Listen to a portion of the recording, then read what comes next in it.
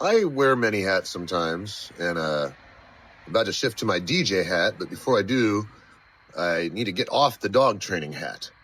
And so today I was working with a client, and it was kind of a discrepancy between one trainer and another as far as how to teach behavior, and it got a little sticky. So the moral of the story is, at the end of it, after I came to my senses of exactly how to explain this,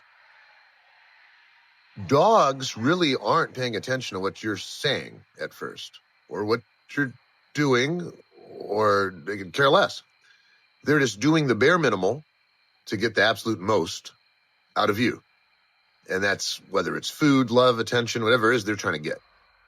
So as you're teaching a dog obedience, whatever they learn last is what they default to on the thing they're learning next. So to put this in just real quick terms, if you're teaching a dog to heel, and when you get to the part of auto sit, or even just regular sit, depending on what method you're using, and if you happen to include a reprimand word such as no, and if the dog doesn't sit, you say no, then the dog sits. Okay, what did the dog learn? To sit? Kinda. Or they learn to not sit until you say no, which means the word sit and no have to be used in conjunction in order for your sit command to work, kind of. I don't know if you're following this or not. I know it's not making a lot of sense, and I didn't take a lot of time to think about this. I just thought, my gosh, let me try to share this before I run and I forget about it.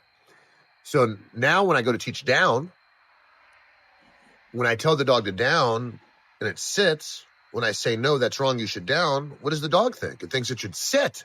I didn't use the word sit, I used the word down, but the dog hears the word no, and they know that part means that's the part where you need to sit if you made the mistake.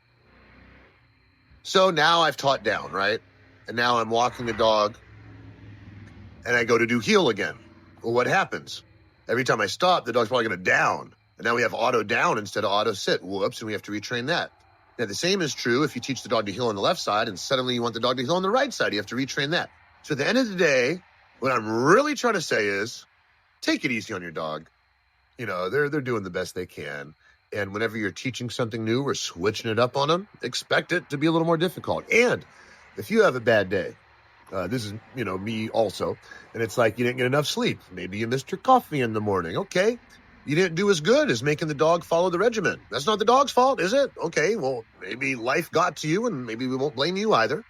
But the reality is the same, which is your dog's not going to be as obedient when you're going to work with them later, right? In the same scenario, they're going to make the same mistake probably because you just let them get away with it.